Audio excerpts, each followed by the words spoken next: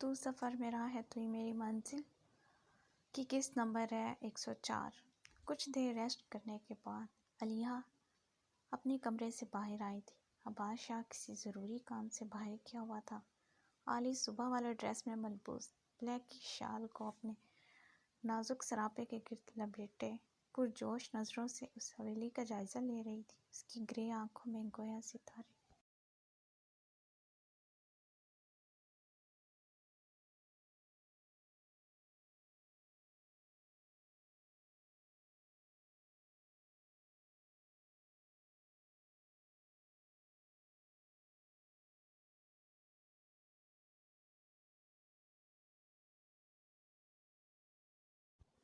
چمک رہے تھے۔ وہ اس حویلی کا ہر حصہ اطمینان سے دیکھ چکی تھی۔ وہ ٹیرس پر کھڑی ان بلند و بانگ برف پوش پہاڑوں کو دیکھ رہی تھی۔ اس کے بلونڈے بال شال سے اوپر پشت پر لہراتے ہوا کے دوش پر اٹکیلیاں کرتے اس کے چہرے کو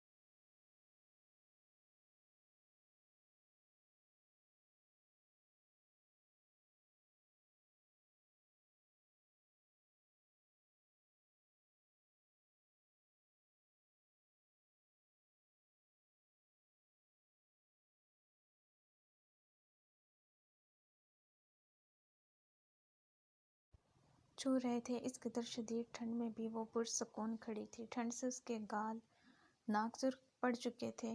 بی بی جی وہ چھوٹے سیاب کو کھانے پر بلا رہے ہیں۔ وہ جو ریلنگ کے بالکل قریب سینے پر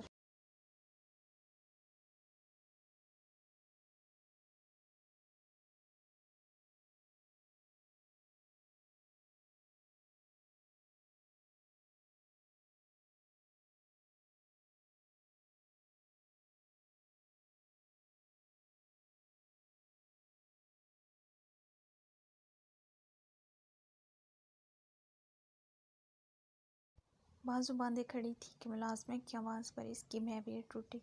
ملازمہ پیغام دے کر جا چکی تھی۔ علی بنا کوئی تاثر دیے انہی قدموں پر پلٹتی نیچے آئی تھی۔ عباس جو ڈائننگ ٹیبل کی سربراہی کرسی پر براجمان فون سکرین پر کچھ ٹائپ کرتا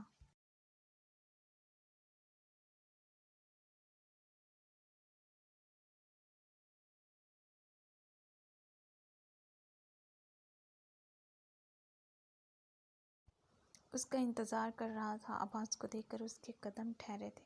وہ خاموشی سے اس شخص کو دیکھے گئی جو صبح والے لباس میں ملبوس آف وائٹ شال گسرتی شانوں پر پھیلائے، چہرے پر سنجیدگی سجائے اپنی تمام تر دلکشی اور وجاہت سے ماحول پر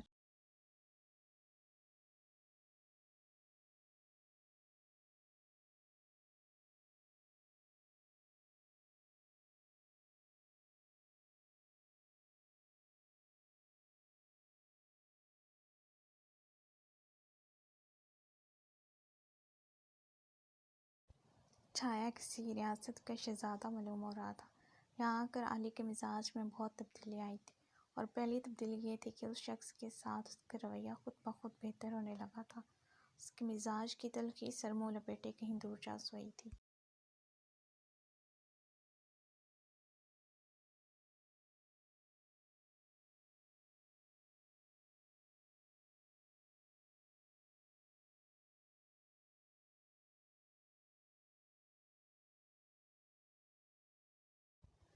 اس نے صبح سے اس شخص سے ایک لفظ بھی کلام نہ کی تھی، مگر اس کی نگاہیں گاہے بگاہے اس پرکشش مرد پر اٹھتی رہی تھیں، اور چونکنے کی بات تھی اب اس کی نگاہوں میں نفرت نہیں تھی بلکہ سوال تھے، اداسی تھی۔ اس نے عباس شاہ سے اب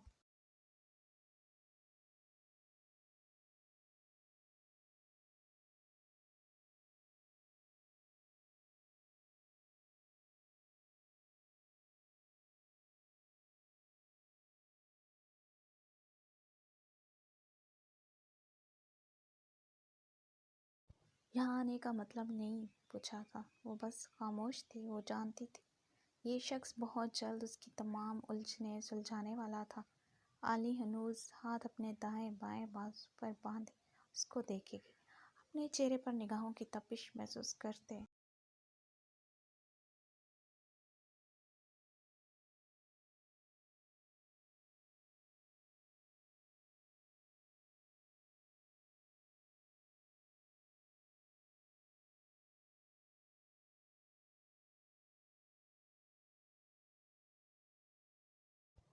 عباس نے سر اٹھا کر اس کی طرف دیکھا تھا۔ عباس کو لگا تھا اس کا دل سینے سے نکل کر اس لڑکی کے قدموں میں جا گرا ہو۔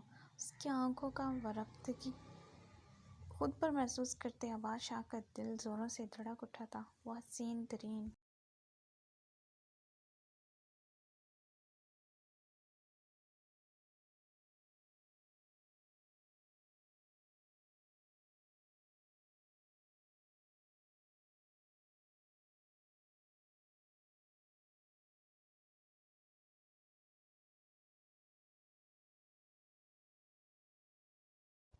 سادگی میں بھی قیامت ڈھاتی والہانہ اسے دیکھ رہی تھی۔ آج پہلی بار اس کا یہ انداز دیکھ کر عباس کے نابی لبوں پر دل فریب مسکراہٹ رقصہ ہوئی تھی۔ اس کی مسکراہٹ پر بھی علیہ نے پلکیں نہ جھپکی تھیں۔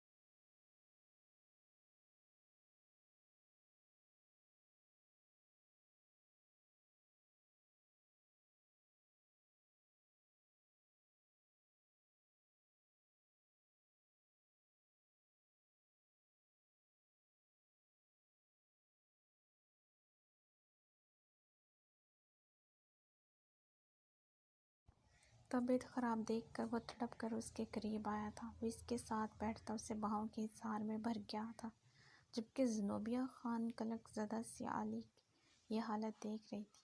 میں ماں ہوں تمہاری، وہ گھٹی گھٹی آواز میں بولی تھی۔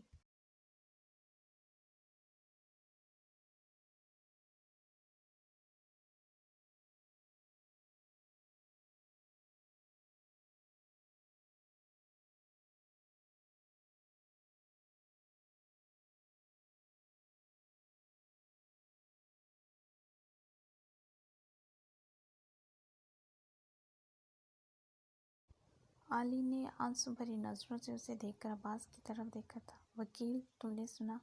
یہ عورت کہہ رہی ہے یہ میری ماں ہے، اور میں علیہ نہیں انیسے ہوں۔ تم ان کو بتاؤ میری ماں مر گئی ہے اور میں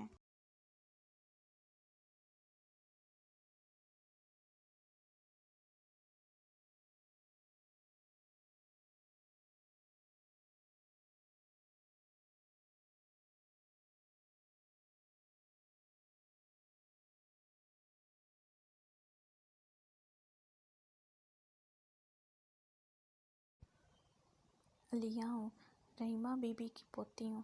وہ عباس کی شرٹ مٹھیوں میں جکڑے بے ربطگی سے بولی۔ اس کی حالت سے واقف عباس اس کے نازک وجود کو اور شدت سے اپنے سینے سے لگا گیا۔ رحیمہ بی بی کی پوتی نہیں، نواسی ہیں آپ۔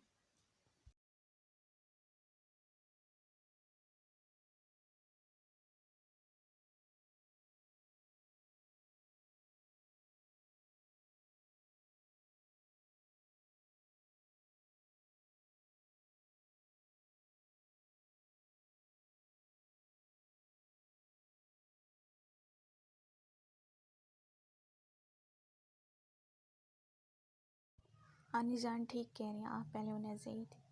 اس کی پیشانی پر بوسہ دیتا دھیرے سے بولا، میں پہلے انہیں سے تھی؟ دادو میری دادو نہیں، وہ میری نانی تھی۔ وہ صدمے میں گری، لرزتے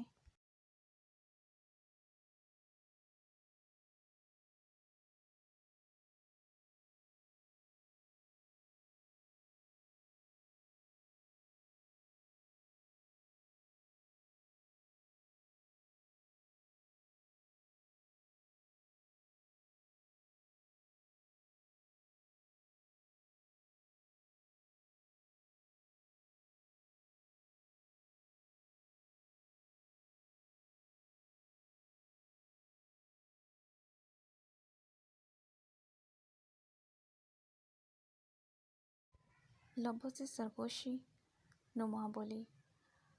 عباس نے اس بات میں سر ہلایا تھا، اور علی کو یہ ڈرائنگ روم گھومتا محسوس ہوا تھا۔ اس کے دل پر بوجھ پڑا تھا، دماغ سوچنے سمجھنے کی صلاحیتوں سے مفقود ہوا تھا۔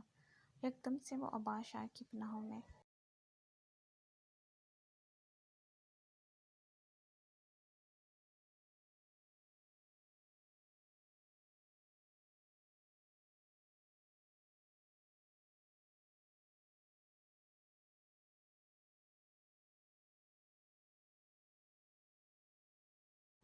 ہوش و خرد سے بیگانہ ہوتی چلی گئی۔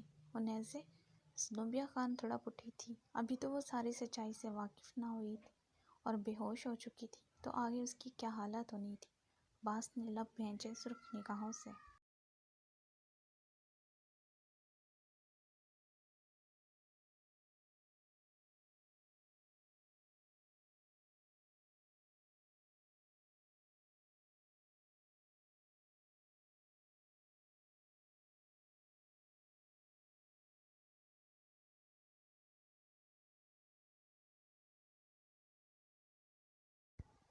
اس کا زرد چہرہ دیکھا تھا، جبکہ زنوبیہ خان کو اپنے غم میں اور اضافہ ہوتا محسوس ہوا تھا۔ جاری ہے۔ جی تو ریڈرز، علیہ کون ہے؟ کیا زنوبیہ واقعی اس کی ماں ہے؟ تو پھر محروق کون ہے؟ اور عباس کن لوگوں سے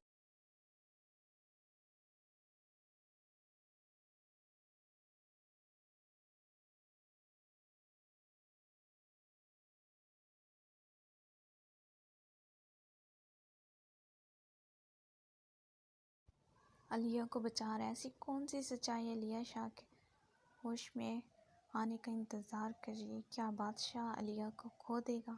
کیا انیسے اپنی دنیا میں لوٹ جائے گی؟